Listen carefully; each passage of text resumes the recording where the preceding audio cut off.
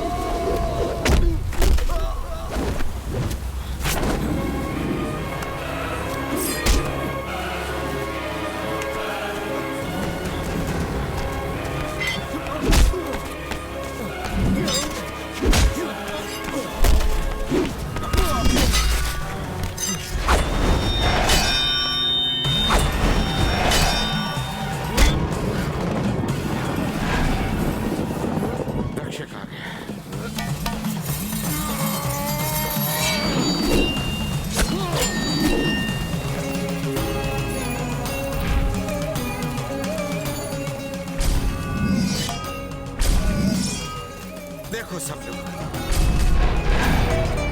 रक्षक आ गया है। मैं जानता हूं मां जगन्न माता इसे यहां ले आई। हम जानते हैं तुम्हें आश्चर्य होगा ये सारी बातें सुनकर। तुम नहीं जानते हम कौन हैं, पर सच कहूं तो हमें तुम्हारा ही इंतजार है। मेरा इंतजार? हाँ बेटा, तुम्हारा ही इंतजार। तुम्हारे लिए 27 साल पहले का इतिहास जानना अत्यंत आवश्यक है। महादेव राय जी के पूर्वज राजाओं के वंश के थे। इनके पिताजी विजय राय जी पर देवी माँ का आशीर्वाद था। वो बहुत ही सरल, दयावान और भले इंसान थे।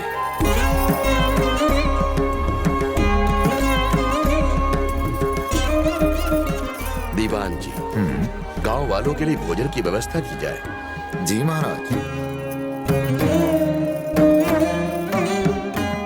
आयुष्मान भव। आपने मुझे विजयादशमी के दिन बुलाया, कोई खास वजह पिताजी? महादेव राय, आज हम तुम्हें एक बहुत ही गूढ़ रहस्य बताने जा रहे हैं। इसे संभाल कर रखो। हमारे पवित्र भारत देश में कुल 18 शक्तिपीठ हैं और सब जानते हैं कि वो भारत के प्रसिद्ध पुण्य स्थल है। पर मां के इन सभी 18 प्रसिद्ध पुण्य स्थलों को एक शक्तिपीठ नियंत्रित करती है। उसी महाशक्तिपीठ का रहस्य आज हम तुम्हें बताएंगे।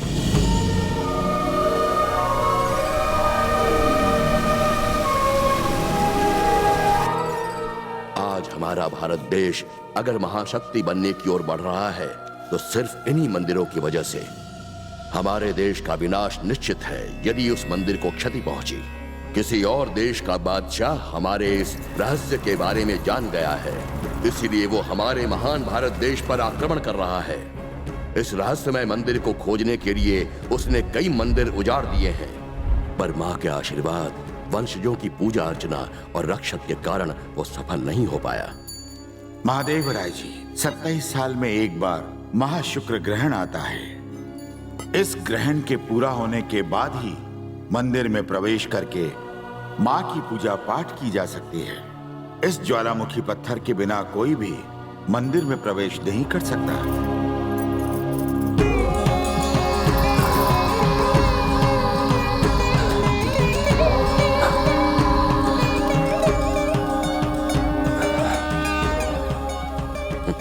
ये इसलिए चमका क्योंकि आप पर देवी माँ का आशीर्वाद है। आपके पिता के बाद आपकी संतान को यह आशीर्वाद प्राप्त होगा। महाशुक्र ग्रहण पास आ रहा है, हमें ग्रहण से पहले ही मंदिर पहुंचना होगा। आयुष्मान भव। जहां भारत में इस रहस्यमय मंदिर की रक्षा अत्यंत शांतिपूर्ण ढंग से राय साहब का वंश कर रहा था, वहीं भारत का विनाश करने, हमारी एकता और अखंडता को तोड़ने इजिप्ट का वो दुष्ट मुख्तार भारत आ पहुंचा।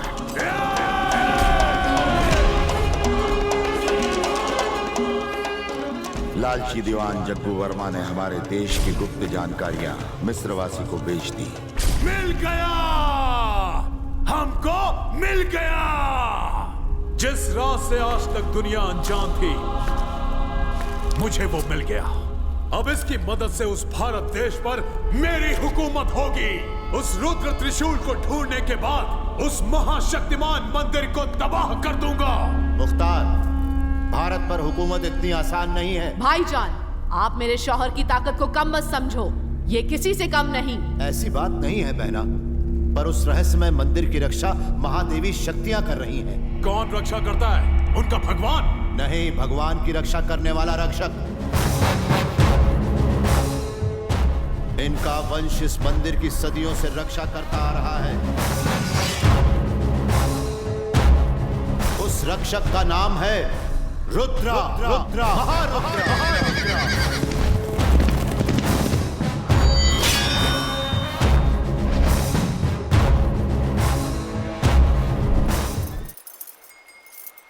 स्वामी जी, बेटा होगा या बेटी? जगन्न माता के आशीर्वाद से तुम्हें पुत्र होगा।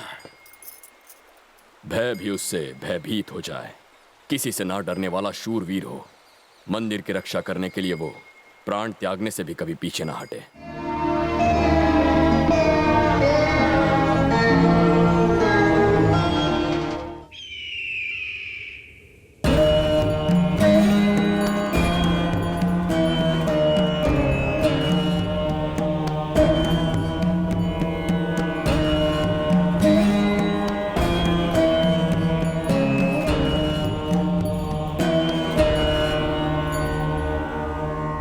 महाशक्तिपीठ का ये मुख्य द्वार है। चाहे कोई कितना भी शक्तिशाली क्यों न हो, दुनिया का कोई हथियार, मंत्र, तंत्र इस मुख्य द्वार को नहीं खोल सकता, सिवाय इस रुद्र त्रिशूल के। इस रुद्र त्रिशूल के बिना मंदिर में प्रवेश असंभव है।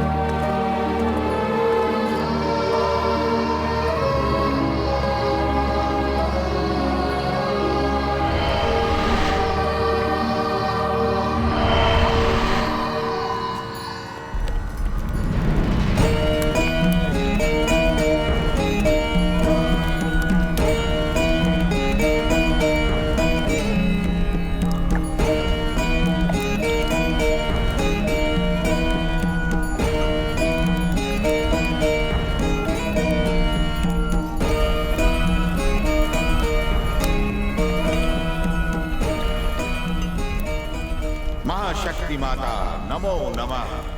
महाशक्ति माता नमो नमः।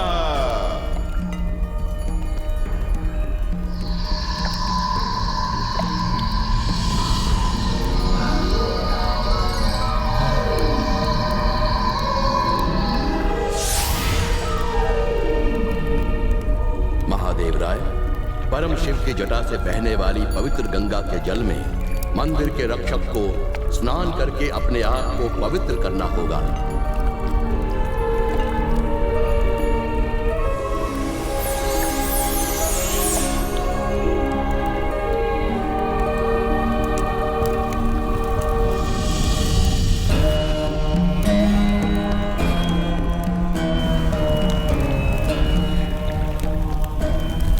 गंगा के इस पवित्र जल से स्नान करने से अग्नि उसे छू नहीं सकती। ये त्रिशूल त्रिमूर्ति की शक्ति का प्रतिरूप है।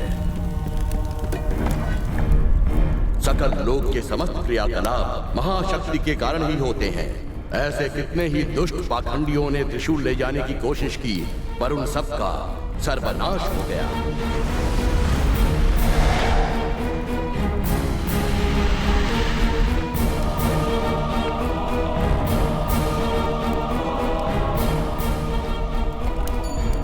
महादेव राय हमारे देश के 18 शक्तिपीठों के प्रतीक हैं।